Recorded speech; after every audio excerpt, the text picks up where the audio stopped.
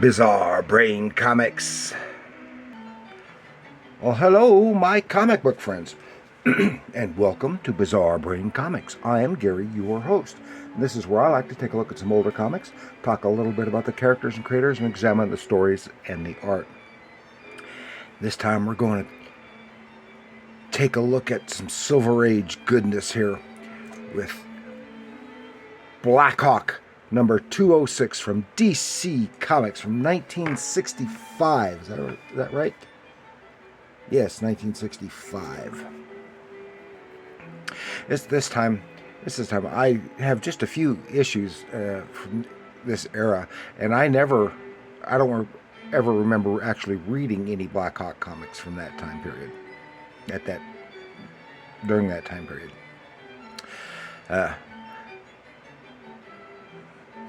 But I got some later on, and I read some of the stuff later on in the 80s and the like. And I like some of the Blackhawk stuff. And and because it's Aviation, I got a couple of model planes here that belong to my wife. It's Fokker DR1. German triplane from World War II, and this says Thunder Jug. This is a not a Mustang. Maybe it is a Mustang. I can't remember. Oh, this was would have been the from the Flying Tigers. I can't remember what that one was called. But it's not related directly to Blackhawk, but for those who don't know, Blackhawk made his first appearance in I want to tell about this part first. Blackhawk 206, 1965. Couldn't find anything on who wrote it, but the art is with pencils by Dick Dillin and inks by Chuck Guidera. Now, Blackhawk made his first appearance in Military Comics number 1 in 1941. He was created by Chuck Guidera, Bob Powell, and Will Eisner for Quality Comics. And he, as well as other Quality Comic characters, were picked up by DC Comics in 1957. The Black Hawk Squadron was originally a team of fighters of various nationality to fight the Nazis in Europe. And the aircraft that they flew at that time was the Grumman XF-5F Skyrocket fighter. It's a really cool looking aircraft, which if I remember correctly from when I looked into it before, it never went into production. But it was a cool looking plane, and that's one that they used.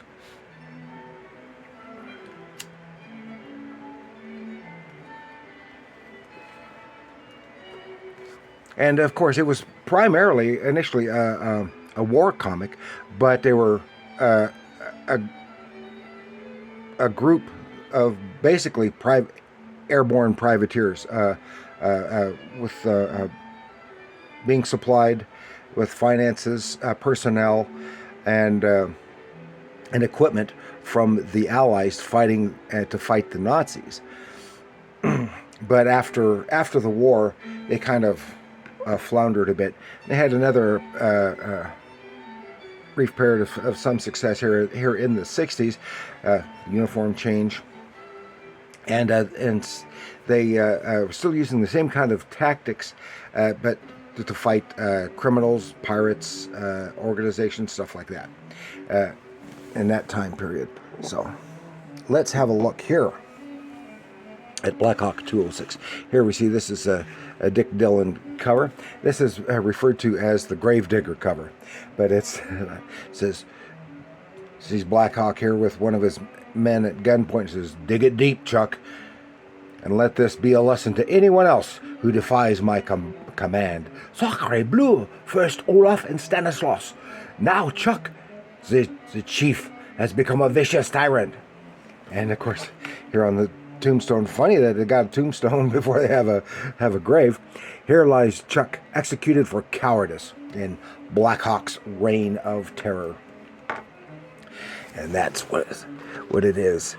Here, splash page, giving us a little peek at what's going inside. And here we have the members of the Blackhawk squadron here. Of course, the top is Blackhawk, then Hendrickson, Stanislaus, Olaf, Chuck, Andre, and Chop Chop. Ooh, that's not good. Anyway.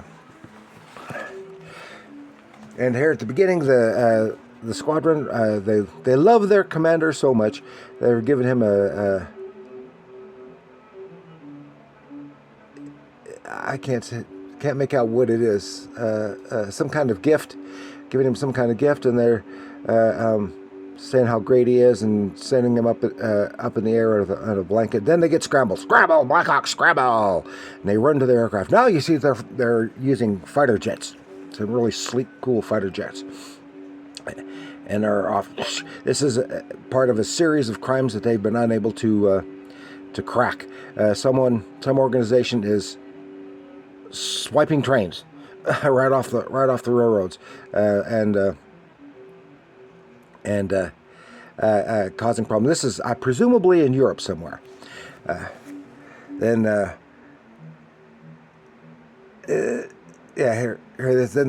while they're flying down after the train gears off to one side, I suppose it's supposed to have it doesn't look like there's a track there, but I think it's supposed to be one off on a side rail.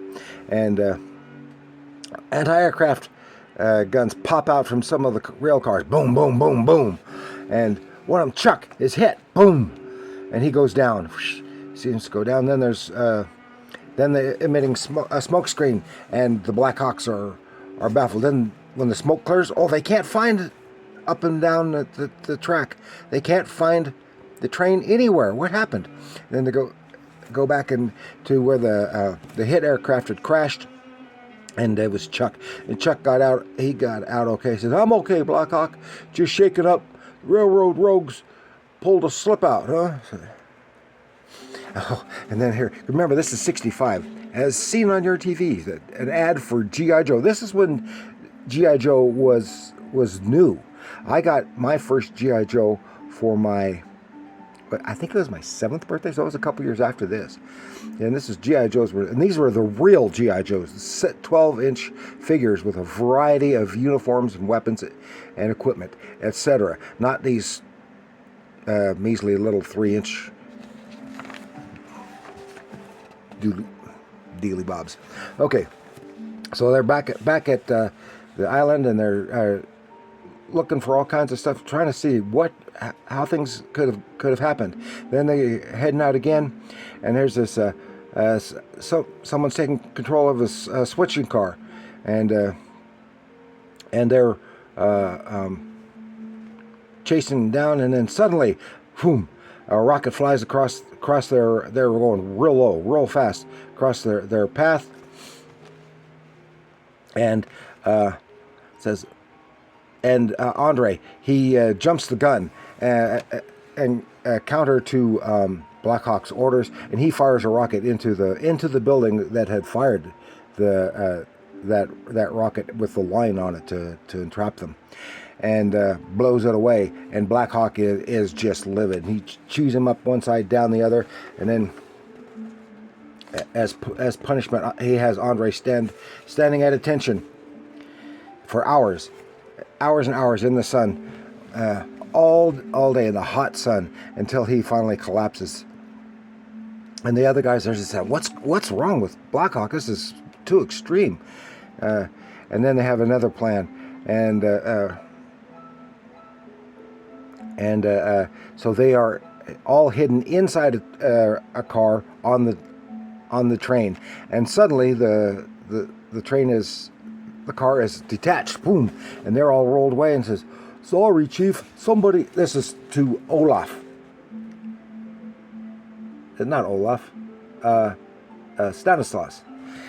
The big muscle guy, Stanislaus, he was supposed to be watching, keeping guard. Somebody clunked him and released it. So back at the island, he's put in a cage suspended from a tree, and he's a big man. It's a small cage. Then we have part 2. So again, this is the time when they would often do it in parts like this. And like I mentioned before, these guys who were writing then knew how a way to tell a complete story for one issue, using the 3-act method, just like you would see in a properly written movie or TV show. And now Olaf. That was Olaf that's in the cage. Then Stanislaus, he challenges Blackhawk and knocks him on his keister. Pulls a gun on him, and then makes Olaf, because he's the big bruiser, makes him for extended period of time hold this huge rock over his head, which of course a real rock that size would probably weigh a ton and a half, and it would be impossible for him to pick it up. And has him hold it up for extended period. Said even Stanislaus can't hold it on. Then they're scrambled again, and they're chasing the plane and the getaway train, and the train is going right into a tunnel. And then Blackhawk orders the squadron to follow it right into the tunnel. And they go in except for one. That's Chuck. He doesn't go in. The others do, following his orders. A door comes down, which would trap him in there, and fires his rockets, blows a hole, and they all fly through. Now he gets Chuck, and accuses Chuck of cowardice, and says he's going to sit for cowardice in the face of the enemy. Sentences him to death. And there he is holding his own men back at bay at gunpoint, and forcing Chuck to dig his own grave. And then, but finally, Chuck breaks down and tells him that he is not really Chuck. He replaced Chuck at the when Chuck's plane crashed. Chuck is a prisoner of these railroad rogues. Then they get another scramble order, and they're all taken off, and he takes this fake Chuck in his craft with him. And they're flying over, and they're being attacked by anti-aircraft fire. Bam, bam, bam, bam, bam. And oh yeah, there we go. They fly on it. But meanwhile, they weren't all airborne. Some of them, Blackhawk had an idea, and they sent an inspection car into that tunnel that they were in, found a hidden door. They slammed through, and they take out what few guards there are, with where the railroad rogues were hiding. This is their hideout. And take them, and there's Chuck. Freeze Chuck. So meanwhile, the fake Chuck had while Blackhawk was engaged, had parachuted away, and we later find out that he did not survive. But now then, Blackhawk explains, "I'm sorry for all the hassle I put you guys through. I suspected one of you had been replaced, or we had a traitor in our midst, and all this was to root him out. I didn't know who it was." And finally, Chuck broke down to go, "Yay, yay!" And there they are, tossing him around again. Said, "For he's the jolly good fellow." Yeah. Then we have a backup story. See, all that was a long story in one issue. This is a backup story. This is Olaf the Magician, and it's a single story about primarily about one member of the squadron. In this case, it's Olaf. Olaf is the acrobat of the group. He's a big Swede, and but he's an acrobat, and they are flying around. Must be some islands in the South Pacific. And boy, they go all over the world. They're looking for this villainous mad scientist type who had gotten away, and they're looking around. Well, while Olaf is flying over this one island, he sees, this guy is about to be thrown over a cliff, and he puts his plane on remote so he can control it remotely. Parachutes down and stops the murder, and grabs the young man who was going to be thrown over the edge and leaps off. But remember, he is an acrobat. He has already planned his escape route. He bounces off all these trees, saves the young fella. Takes him back to his village, where he discovers that he is a young chief whose father had recently died, and he is to be the new chief. But he is being supplanted by this magician.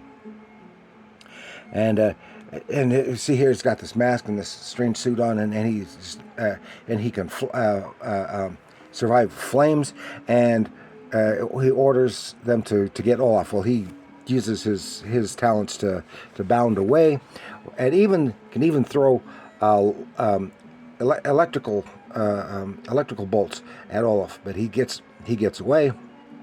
He kind of Tarzan style, and now he's going to he's on the throne, and going to now they're going to kill the young man again, try to kill him again, and but Olaf has a plan. He rigs up a basically a slingshot with this tree, sends him flying. This would kill him, really. And he comes down just in the right spot, lands on the bad guy, boom, pulls a Scooby-Doo, pulls the mask off of him, and he is the very mad scientist criminal that he has been looking for. And he explains the trick of the suit and the gizmo that makes him shoot lightning from his fingertips. And then when he gets back to Blackhawk Island, and I said, boy, the chief, he's going to be fit to be tied.